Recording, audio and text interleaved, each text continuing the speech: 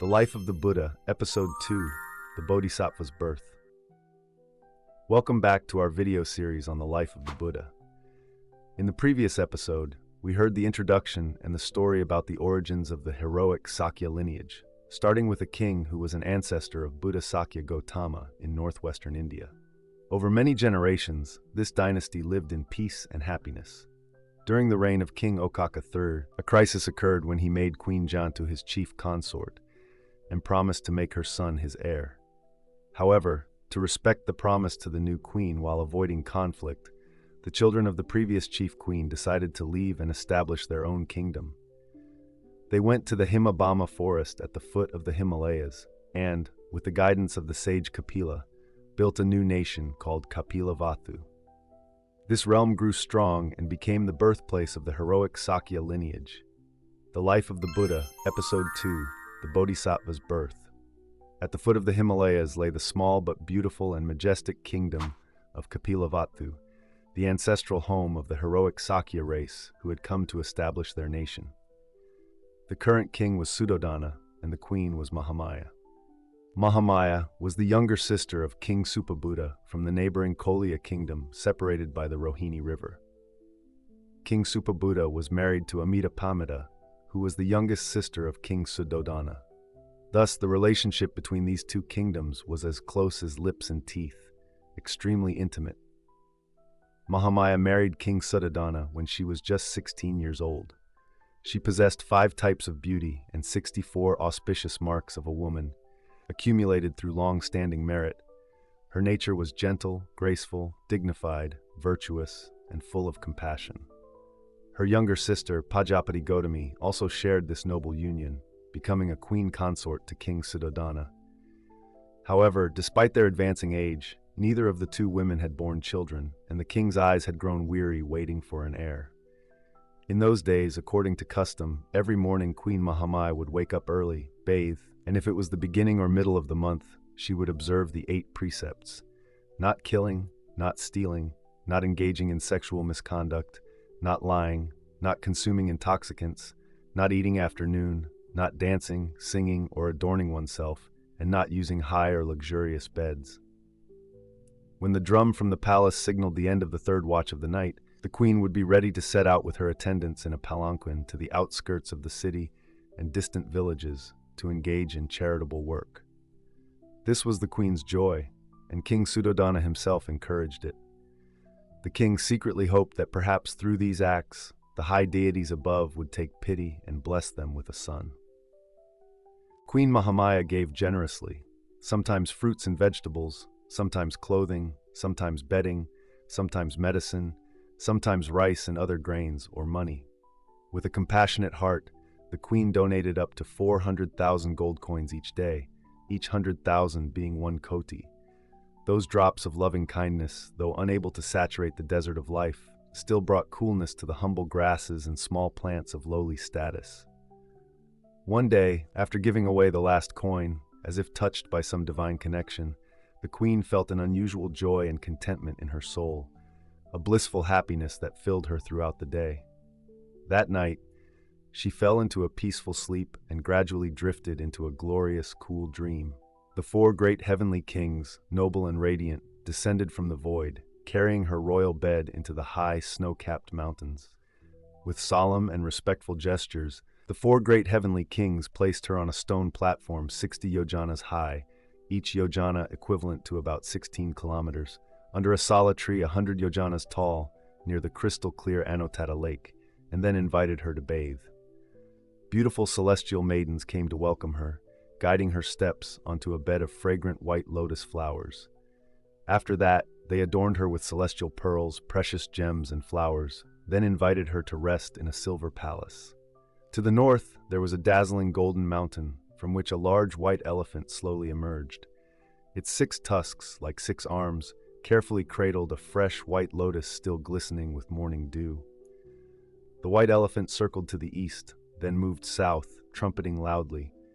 It circled the royal bed 3 times clockwise before entering the right side of the queen's body.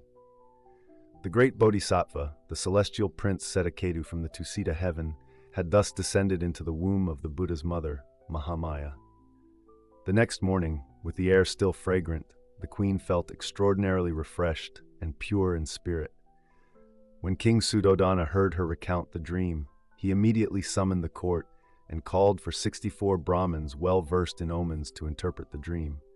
Upon hearing it, all the Brahmin teachers prostrated themselves in joyful reverence. One of them spoke in a resounding voice, "Indeed, this is a dream of great auspiciousness, Your Majesty. The queen has conceived a being of extraordinary noble character, a convergence of celestial energy from mountains and rivers, sun and moon, that occurs only once in millions of years. This is truly a divine blessing that Lord Brahman has lovingly bestowed upon Your Majesty." King Suddhodana was overjoyed. He rewarded the Brahmin teachers generously and ordered the royal physicians to be on standby to care for the queen's health. The 4 great heavenly kings, having received orders from the celestial Lord Saka, took turns wielding their precious swords to protect the queen continuously for 10 months. From the moment the great Bodhisattva entered the Buddha's mother's womb, growing gradually, he never caused the queen any discomfort. On the contrary, she experienced better health, joy, and comfort. The fetus sat peacefully in her womb like a golden statue in a precious cave, legs crossed in meditation, facing forward, very different from ordinary beings. And so, as the months passed, birds sang and flowers bloomed, leaves sprouted fragrances, green buds burst into jewels, the moon shone clear and the wind blew cool, auspicious clouds floated by. Everywhere in the purple palaces and vermilion towers, joyful music played, gentle laughter and conversation, surrounding the queen, as if creating more auspicious conditions for the Supreme Being about to be born. On the full moon day of Vesaka, according to the custom of that time, the queen requested permission to return to the capital Devadaha of the Kolya kingdom, her homeland, to await the day of her delivery. Then, a group of swift messengers carried King Suddhodana's message to King Supabuddha, announcing the day of the queen's departure. The people of both countries joyfully welcomed the happy day, voluntarily repairing roads, bridges, and streams. Every house hung lanterns, decorated with flowers, and displayed colorful flags, creating a vibrant, lively, and festive atmosphere. On that day, under clear skies and gentle breezes, the queen stepped onto a flower-adorned palanquin, supported by court ladies on both sides. Queen Pajapati Gautami and her trusted attendants boarded other luxurious palanquins. The procession set out with great fanfare, escorted by 2 royal honor guards in full regalia, with shining armor and weapons, majestically mounted on war horses, carefully guarding the entourage. As they passed through the gates of the magnificent capital, the procession moved towards the outskirts. Along the road, people cheered, threw flowers, and sprinkled water. When they reached a Sala forest in the Lumbini garden, bordering the 2 countries, Queen Mahamaya, seeing the extraordinarily beautiful scenery, ordered the procession to halt. At that moment, the entire Sala forest was in full bloom out of season, brilliantly displaying its colors amidst patches of deep green. Queen Mahamaya felt a sense of ease and serenity as she strolled. How strange! The air seemed infused with fragrance. Birds sang as if playing music. The sky, earth, trees, leaves, grass, and flowers all appeared fresh and smooth like velvet, like jade. Approaching a great Sala tree with flowers blooming from root to crown, woven like a brocade tapestry, the queen looked up. There was a flower branch stretching out, with large and vivid blossoms. The queen reached out to grasp it. Suddenly, that flower branch bent down and gently rested on the palm of her hand. At that very moment, Queen Mahamaya went into labor, and the court ladies hastily hung curtains. The great Bodhisattva was born in this sacred moment. He emerged from his mother's womb as gently as a preacher stepping down from the Dharma seat, and simultaneously, as if striking a mystical, supernatural door, the 3 heavens all trembled, the earth shook, the waters of the 4 great oceans rose high, roaring in the void. Celestial music played, heavenly flowers rained down, Brahma and deities from the 3,000 realms held joyous gatherings. 2 golden dragons descended from the blue clouds, pouring 2 streams of fragrant hot and cold water to bathe the great Bodhisattva. 4 great Brahma gods from the pure abode heavens stood at the 4 corners, stretching a fine golden net to support the great Bodhisattva's body, preventing him from falling to the ground.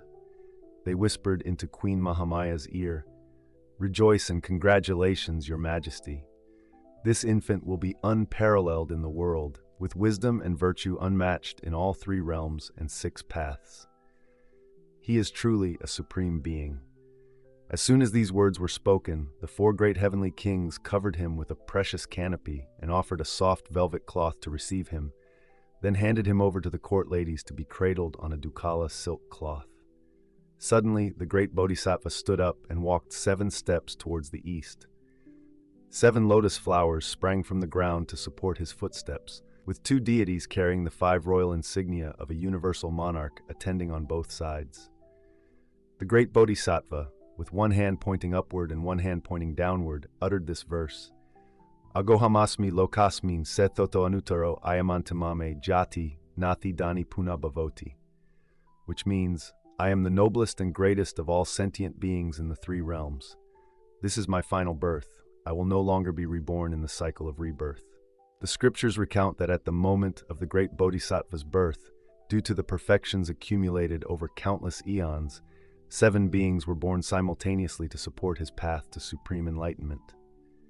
Princess Yasodhara, Ananda, son of Prince Amitodana, younger brother of King Suddhodana, Channa, the charioteer, Kudai, son of a royal minister, who later invited the Buddha to visit Kapilavatthu, Kanthaka, the horse, the Bodhi tree, where the Buddha would attain enlightenment, 4 treasure troves. Thus, on the full moon day of Vesakha, in the year 623 BCE, in the ancient city of Kapilavatthu in the Sakya kingdom, near the northwestern border of India in present-day Nepal, at the foot of the majestic Himalayan mountains, in the Lumbini garden, a prince was born who would later become the teacher of teachers, the greatest spiritual guide in human history, Prince Siddhārtha of the Gautama clan, son of King Suddhodana and Queen Mahamaya. A group of swift messengers brought the good news to the palace. The king ordered his royal carriage and a group of trusted bodyguards to escort the queen and the newborn prince back to the court. The 4 great heavenly kings withdrew their radiance and transformed into ordinary men to join the welcoming procession. Celestial music floated in the air, melodious and accompanied by a shower of flowers fluttering along the entire route. The deities used their powers of invisibility to descend to the mortal realm and join in the people's celebrations. At that time, on the snow-capped peak of the Himalayas, there lived an ascetic named Asita, also known as Kadavila. He was a true sage who had mastered the 8 levels of meditation and possessed the 5 supernatural powers. Advanced in age and highly respected, he was the spiritual teacher of the Sakya royal family and often received alms from King Suddhodana. Occasionally, after his midday meal, he would fly up to the Tavatimsa heaven to rest. One early morning, just as he emerged from meditation, Asita suddenly heard in the air the rustling of wind, a faint fragrance from the forests, and the joyous celebrations of the deities. The sage focused his mind to listen. The earth trembled and shook. Across several heavenly realms, celestial music resounded jubilantly. As swiftly as a strong man might bend or stretch his arm, Asita instantly appeared in the realm of the 33 gods. The king of gods, Saka, and the other deities were dressed in splendid attire never seen before. The heavenly maidens were weaving garlands of fresh flowers, dancing and singing merrily like eternal spring melodies. Seeing the ascetic appear, the dance troupe fell silent. The king of gods, Saka, greeted him with clasped hands. "The ascetic has come to visit us again today." Asita smiled and replied, "Indeed, I wonder what occasion has made the entire heavenly realm so joyous and excited today. The great Bodhisattva has just been born in the mortal world. He will surely become a perfectly enlightened one. Isn't that a cause for great rejoicing, venerable ascetic?" "Yes, certainly so, if that is indeed true." Having said this, Asita bowed slightly to Saka, also known as Indra, and in an instant he was back in the human world. With a body as thin as a crane and hair as white as snow, the ascetic descended from the peak of the clouds, lightly leaning on his bamboo staff, calmly following the auspicious signs carried by the mountain winds. Before the ascetic's eyes, the earth and sky seemed to have changed. The blue waters and green mountains appeared to be covered with a light, peaceful mist. The sun poured out warmth, casting a gentle, soft light. Thousands of birds sang melodiously, beating rhythms, creating a refreshing symphony that delighted the heart. The old ascetic also felt the joy of all creation. His blood suddenly stirred, eager as if infused with new life force. The ascetic's feet moved as lightly as ripples on the grass, flowing swiftly as if without any effort. Arriving at a village where people were celebrating, the ascetic paused. Everyone's faces were joyful, wearing flower garlands and beautiful clothes, talking and laughing excitedly. The ascetic asked, "What's the occasion for such a joyous and excited celebration?" Seeing an elderly man with a sage-like appearance, everyone respectfully answered, "Don't you know, Venerable One? Her Majesty, the Queen of King Suddhodana, has just given birth to a noble son. It is said that the king will grant amnesty to prisoners, reduce taxes, and provide from the royal treasury for the people to feast and celebrate for half a lunar month." The ascetic nodded, smiling slightly. "That's wonderful. Indeed, a cause for rejoicing." As he approached the capital city of Kapilavatthu, the atmosphere everywhere seemed to grow even more festive and lively. This time the ascetic didn't ask, but mingled into a crowd. A young Kshatriya man, possibly of Sakya lineage, was enthusiastically saying, "When she conceived, our noble and virtuous queen had a very strange dream, which you all probably don't know about, and now at birth it's just as extraordinary, truly a child of the gods." "How extraordinary, sir?" someone asked. "Indeed, he is a bodhisattva," someone exclaimed. Another person chimed in, "Of course, that's why the god Indra sent his beloved son to be born in the mortal world. He could speak at birth and took 7 steps, with lotus flowers blooming beneath his feet. Has anyone in this world since the sun and moon first appeared ever been like that?" Others agreed. "That's right. I heard the young prince is exceptionally handsome, noble, and elegant. Clearly not of this world." Just then, from across the street, came the sound of royal guards making an announcement. "Hear ye! Hear ye! "Our king has been blessed with a noble son and wishes to share his joy with all the people. Tomorrow, all prisoners will be pardoned, all taxes will be reduced. Agricultural taxes will be completely waived for 3 seasons. Everywhere at all public offices, by order of the king, funds will be released for the people to celebrate and enjoy. Hear ye! Hear ye!" The ascetic Asita nodded and smiled once more. A moment later, he stood before the palace gates and said to the guards, "I am Kadadevila from the Himalayas. I wish to enter the palace to behold the prince's countenance." Hearing this, King Suddhodana was startled and quickly sent someone to welcome him, respectfully inviting him to sit and ordering water to be brought for washing his hands and feet and for drinking. The ascetic said, "The people of the entire country are jubilant, Your Majesty. I have always hoped for this. Their happiness is my happiness. The Queen has long had a compassionate heart, but Your Majesty is no less virtuous." King Suddhodana humbly clasped his hands. "I do not dare to claim such merit. It seems this young prince is no ordinary being. I wish to observe him for a moment." King Suddhodana was overjoyed and quickly ordered a lady-in-waiting to bring the prince to pay respects to the ascetic. To the amazement of the king, queen, elder ministers, and palace ladies, the prince suddenly turned towards the ascetic and placed both his feet on the old man's snow-white head. Sitting in his chair, the old ascetic hastily rose, greatly alarmed, thinking, "This young prince's power and virtue are too great. I should not harm myself."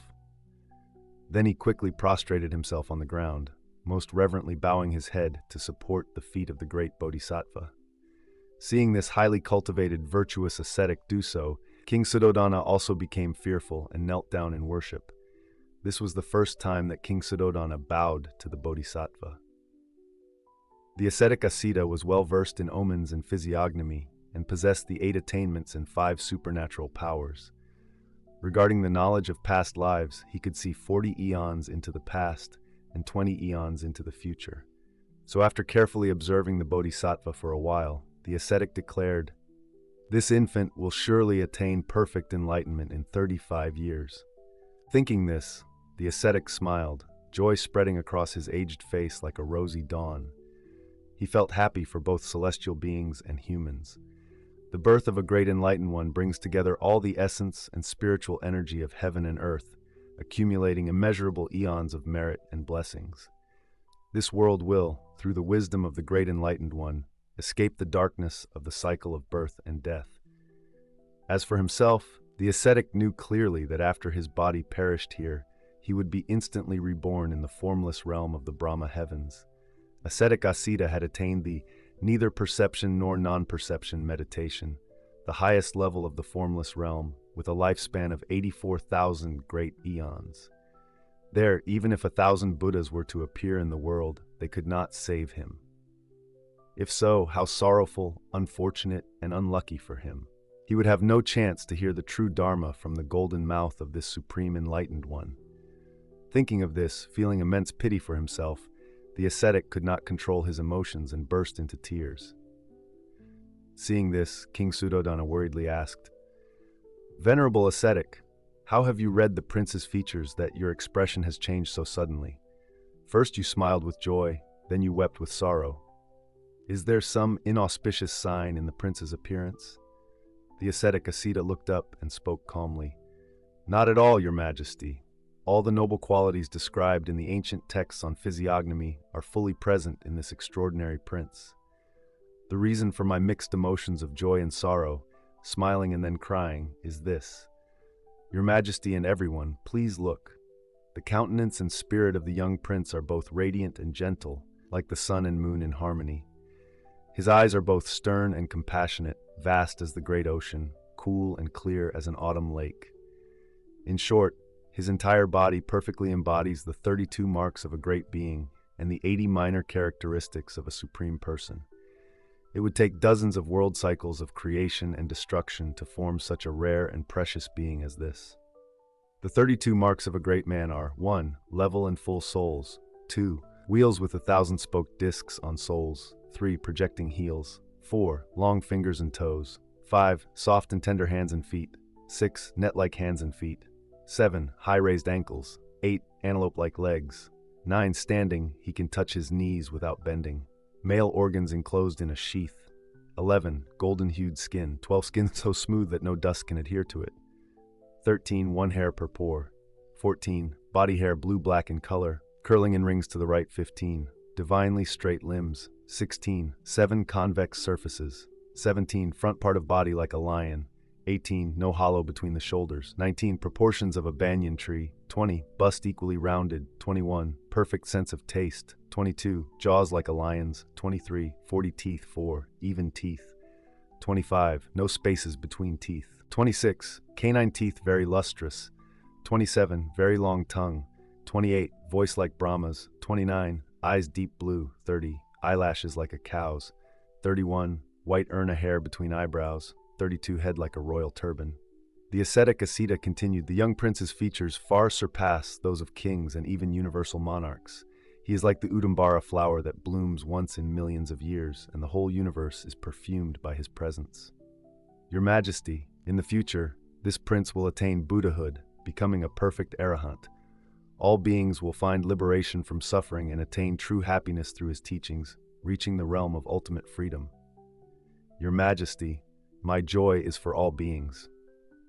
The ascetic Asita paused for a moment, his clouded, weary eyes gazing into the distance before he continued.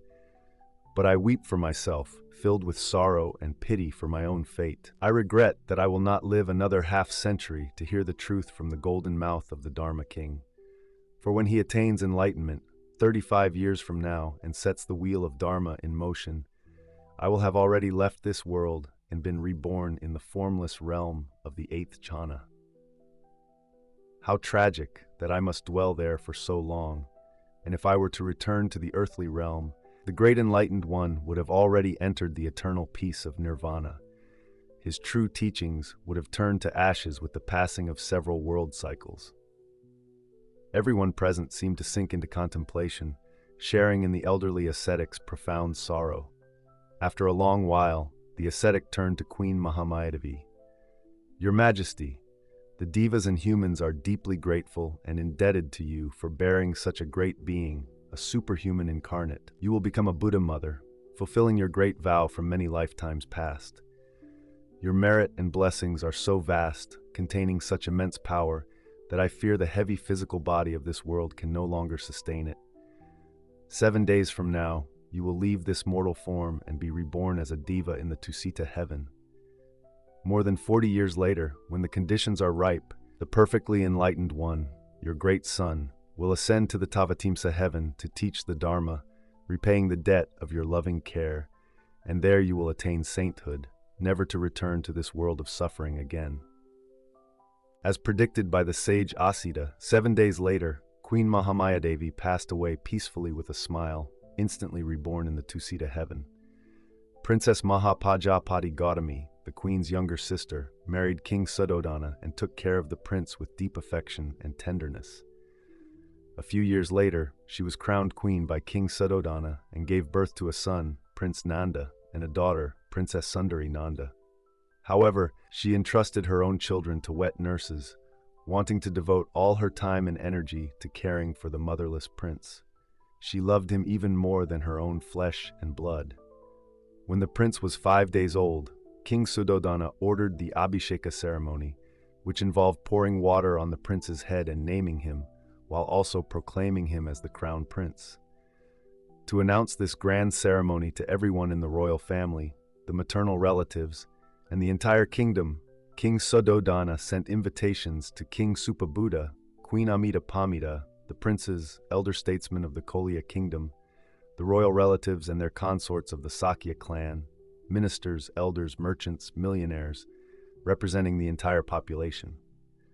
Notably, the king invited 108 renowned Brahmins, elders, and dignitaries from the capital to perform the offering ceremony. The prince was seated on a small throne, bathed with fragrant water from 100 flowers, and dressed in royal robes woven with golden threads, sparkling with pearls. Then the king performed the coronation ceremony, proclaiming him as the crown prince.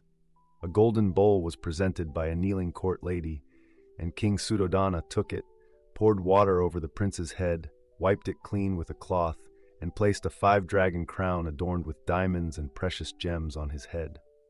As the bathing and coronation ceremony concluded, amidst the thunderous applause and cheers of the crowd, the crown prince remained calm and motionless, looking majestic like a shining golden statue. For the ceremony of examining the prince's features and naming him, 108 Brahmins nominated 8 representatives to the king: Rama, Yana, Bhoja, Suyama, Lakhana, Doja, Sudatta, and Kondanya. These were the 8 most knowledgeable, virtuous, and renowned Brahmins.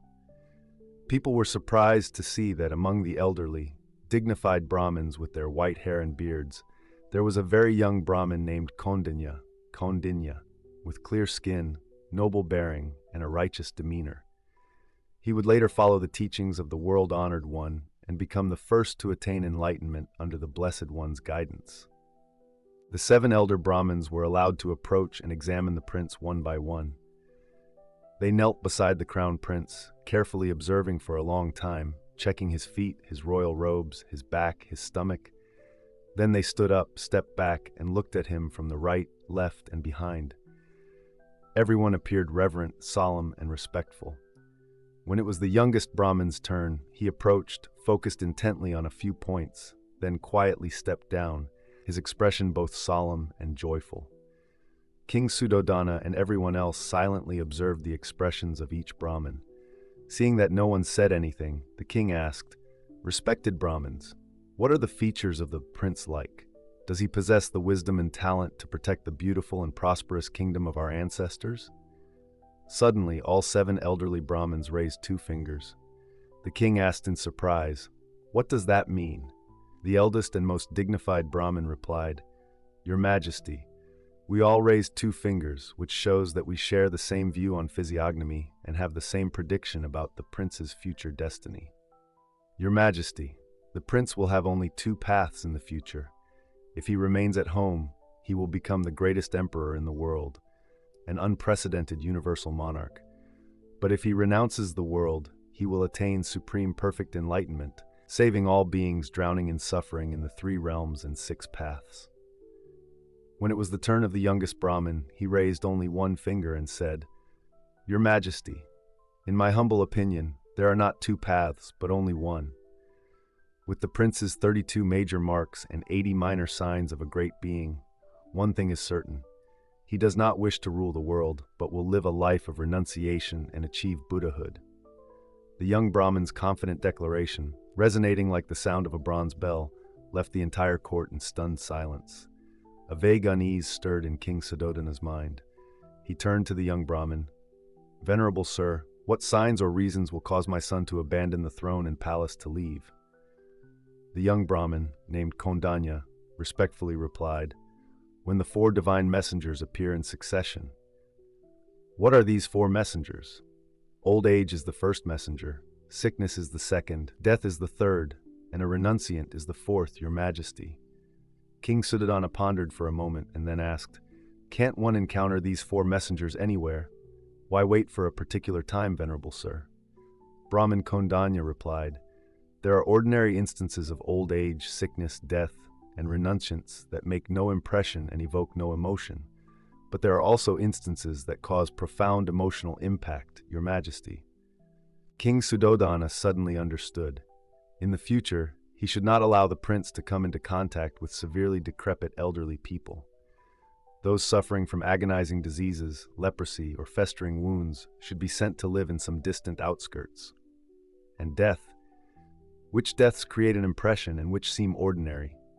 Perhaps peaceful deaths, with closed eyes and still hands, like falling asleep, are ordinary, while deaths involving writhing in pain, wailing, bleeding from 7 orifices, or dismembered bodies are the ones that create an emotional impact. As for renunciants, King Suddhodana didn't understand, so he asked, "I understand the first 3 messengers, but I don't comprehend the 4th. Surely I won't have to banish all renunciants, be they ascetics or Brahmins, from the capital to prevent the prince from encountering them?" Brahmin Kondanya smiled. "Not all renunciants possess a noble appearance, demeanor, and transcendent air, your majesty." King Suddhodana now understood everything. In the future, he would take measures to prevent those 4 messengers from appearing. The prince would succeed to the throne and become a wise ruler. The prince would no longer be just the joy of himself and the Sakya clan, but the joy of the entire country. A thought suddenly occurred to him, and the king glanced around at the court officials and guests, saying happily, "Now, I would like to respectfully name the prince. Because the prince's appearance brings joy and fulfillment to the entire country, his name shall be Siddhārtha of the Gautama clan." Everyone thought the king had chosen an excellent name and rejoiced. An old Brahmin nodded, muttering, "Siddhārtha also means all wishes fulfilled. This prince is blessed with great fortune. In the future, he will obtain whatever he desires." Suddenly, a voice echoed from somewhere, clearly heard by all. "Siddhārtha is indeed joy, that's right, but it's the joy shared by both devas and humans." Dear ladies and gentlemen, you have just listened to a video from the Buddhist Folktales collection, which is broadcast at 7 p.m. every Tuesday, Thursday, and Saturday on the YouTube channel Buddha Story Master Gioi. We sincerely thank you for watching. To not miss the upcoming episodes, please remember to subscribe to the channel and turn on notifications. If you find the content useful, please share this video with your family and friends. Your feedback is very valuable to us. Please leave a comment below the video so we can discuss and share together. Thank you, and we look forward to seeing you in the next video. Namo Shakyamuni Buddha.